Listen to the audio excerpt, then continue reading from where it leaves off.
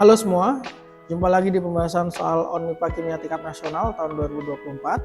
Pada video kali ini kita akan melanjutkan pembahasan soal ke subbidang kimia analitik. Kita mulai dari soal nomor 1. Kita baca dulu soalnya ya. Merkuri atau Hg dalam sekian gram sampel mineral sinabar HGS dilarutkan sehingga menjadi ion Hg2+. Kemudian diendapkan dengan asam periodat sesuai reaksi di bawah ini. Oke, ini reaksinya. Setelah disaring, dicuci dan dikeringkan, endapan Hg5IO3 dua kali ditimbang dan diketahui beratnya 6,750 gram. Hitung berapa persen kemurnian HGS dalam sampel mineral sinabar tersebut. Baik, di sini kita mencari kadar HGS ya. Ini kita udah punya massa sampelnya. Berarti nanti kalau kita mau mencari kemurnian persen HGS berarti adalah massa HGS dari hasil perhitungan atau hasil eksperimen dibagi massa sampel kali 100% gitu ya. Nah, di sini massa sampel sudah tahu 0,464 gram, yang kita belum tahu adalah massa HGS. Nah, dapat dari mana itu massa HGS? Dapat dari reaksi ini. Nah, kita setarakan dulu reaksinya. Ini yang perlu kita setarakan cuma Hg-nya aja ya, karena kita mau mencari HGS. Hg aja. Nah, ini nanti kita akan cari nih mol Hg-nya. Ini Hg5IO3 dua kali, yang ini berarti koefisiennya 5. Nah, ini ya.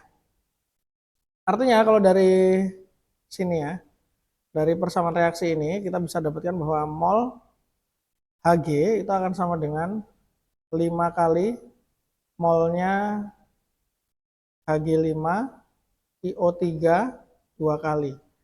Nah, sekarang molnya Hg5IO3 dua kali itu kita tidak tahu, yang kita tahu adalah masanya. Nah, ini masanya.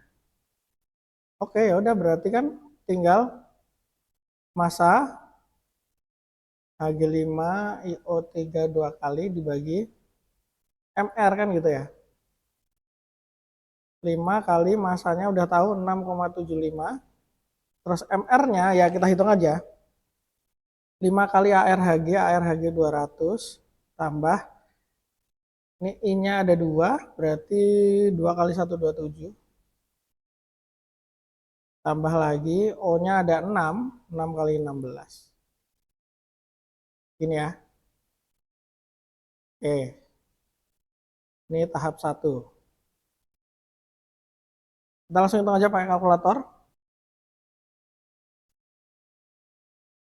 5 kali 6,75 dibagi 5 kali 200 tambah 2 kali 127 tambah 6 kali 16. Ini dia hasilnya 0,025.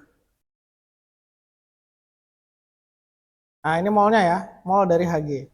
Nah, sekarang kita akan menghitung bagian HGS. Mol HGS ini akan sama aja dengan molnya Hg. Berarti sama aja 0,025. Terus kita mencari massa HGS. Massa HGS berarti adalah molnya HGS dikali MR. MR-nya HGS. Molnya HGS 0,025. MR-nya HGS berarti Hg tambah S ya. 200 tambah S-nya 32. Oke, kita hitung lagi pakai kalkulator. 0,025 dikali dalam kurung 200 tambah 32. Oke, ini jawabannya ya. 5,8. Sebentar, kenapa 5,8 ya? Kenapa dia lebih besar dari massa sampel malahan? Bentar, kita periksa lagi dulu ya perhitungannya. Mungkin perhitungannya yang salah. Kita cek lagi hitungannya. Oke, di sini kita punya 5 kali 6,75 dibagi 5 kali 200 tambah 2 kali 127 tambah 6 kali 16. 1 per 40. 0,025. Udah bener nih. 0,025 dikali 232. Segini bener kok. Apa yang salah ya? Oke, saya tidak menemukan kesalahan di sini ya. Nanti kalau teman-teman ada menemukan cara yang salah, silahkan bisa tulis di kolom komentar ya, bagian mana yang salah. Nah, kita lanjutkan aja dulu. Ini kalau udah ketemu massa HGS-nya, maka kita masukkan ke dalam ini, rumus ini, persen HGS. Berarti kan 5,8 per massa sampelnya 0,464. Nah, kenapa ini saya bilang tadi aneh? Karena ini kalau kita bagi, dia nilainya lebih dari 100% gitu. Padahal nggak mungkin dong HGS-nya lebih besar massanya daripada massa sampel kan gitu ya. Nah, tapi ini hasil perhitungan saya ya, bisa jadi ada yang salah juga. Sekali lagi, kalau teman-teman ada yang mau memberikan cara yang lebih tepat atau menemukan kesalahan di pengerjaan di video ini, boleh komen di kolom komentar ya. Oke, kita lanjut aja dulu. Soal nomor 2. Senyawa quinine dalam tablet anti malaria kan dia analisis secara spektrofotometri UV visible. Untuk itu 2 buah tablet dilarutkan dalam air dan volume akhir dibuat 250 ml. Oke, ini 2 tablet larutkan dalam air 250 ml. Terus habis itu dari larutan tersebut diambil 20 ml dan diencerkan menjadi 100. Ini diambil 20 ml terus diencerkan jadi 100 ml. Oke. Kemudian diukur dengan alat spektrofotometri UV vis maksimal transmitansi 25,18%. Jika 20 ml larutan sampel hasil pelarutan tersebut ditambah dengan 10 ml larutan standar yang mengandung kunin 25 mg per liter dan volume akhir dibuat 100 ml memberikan transmitansi 22,16%. Tentukan berapa miligram kuinin terkandung dalam setiap tablet. Oke, baik. Jadi ini ada 2 percobaan ya. Percobaan pertama adalah yang ini nih, 20 ml diencerkan jadi 100. 20 ml sampel diencerkan jadi 100. Atau kita tulisnya 20 ml sampel aja. Kemudian percobaan yang kedua itu adalah 20 ml sampel plus 10 ml larutan standar. Nah, ini tadi diencerkan hingga 100 ml, ini juga sama, diencerkan 100 ml. Oke. Ini sebenarnya konsepnya adalah hukum Lambert-Beer aja sih. Hukum Lambert-Beer atau Beer-Lambert lah. Tujuannya mencari berapa kuinin dalam tablet ini ya. Baik. Kan rumusnya kan gini. A sama dengan E kali B kali C. Nah, A ini adalah minus log transmitansi.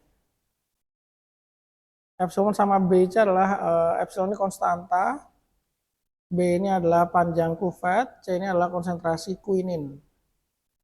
Nah, berarti kalau ini percobaan 1, berarti kan kita bisa susun minus log T1 sama dengan A kali E ya. E kali B kali C1 kan gitu. Ya, kita masukin aja angkanya, tapi kita hitung dulu ya C1 ya. C1 itu berarti yang setelah diencerkan. Berarti ngelarutkan dalam 250, ini 20 diencerkan jadi 100 mili. Oh sorry, C1 kita juga nggak tahu ya. C1-nya kita nggak tahu. Jadi di sini kita bisa susun persamaannya. Yang pertama adalah minus log T1 transmitansi pada percobaan 1 ini 0,2518 sama dengan epsilon kali B kali C1. Oke, kita keep dulu persamaannya.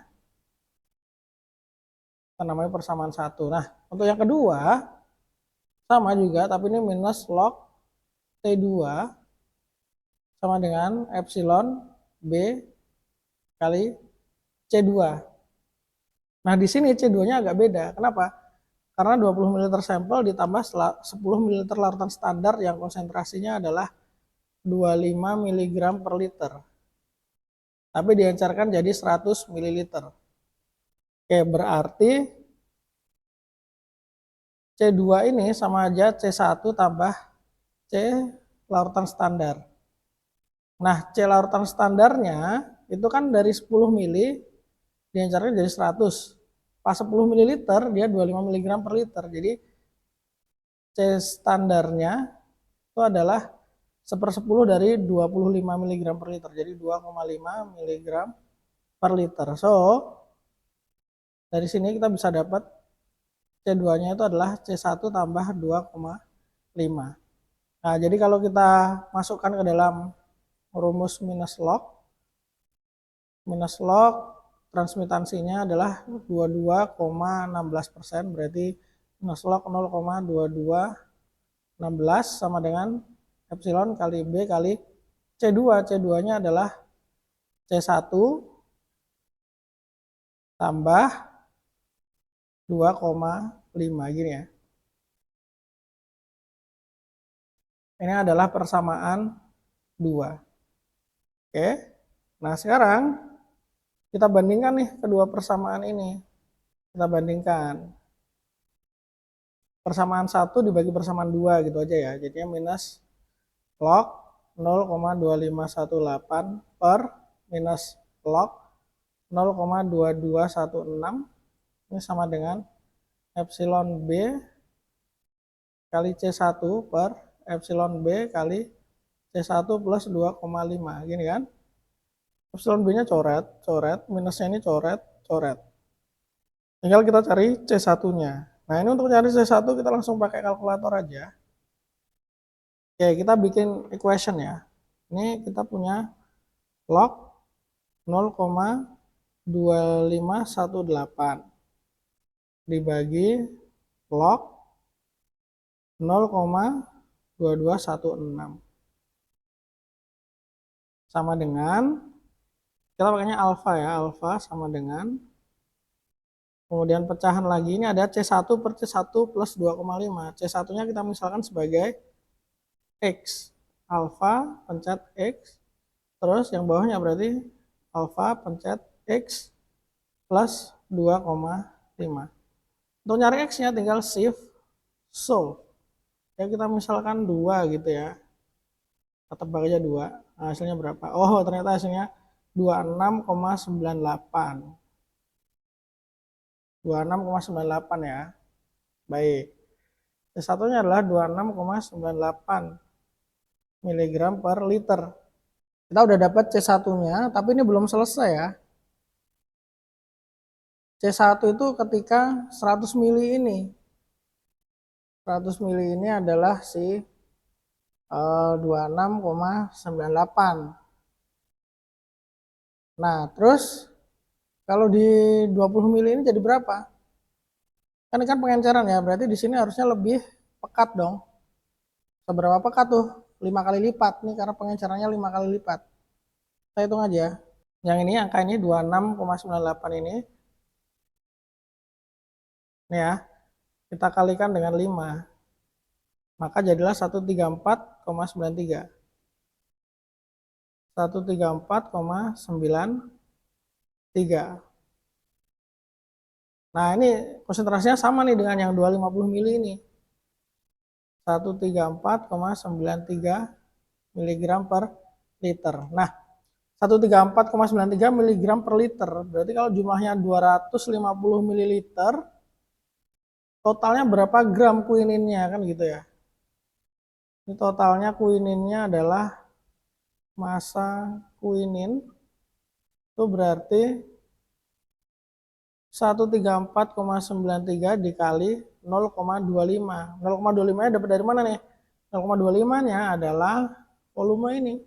250 ml jadikan liter kan 0,25 liter gitu kan. Nah, ini bisa kita hitung sekarang. Kali 0,25. 33,73 miligram. Tapi ini untuk 2 tablet. 2 tablet 33,73 miligram. Berarti kalau 1 tablet itu harusnya massa kuninnya adalah 33,73 dibagi 2. Berapa ini? 16,866 atau 16,87 ya.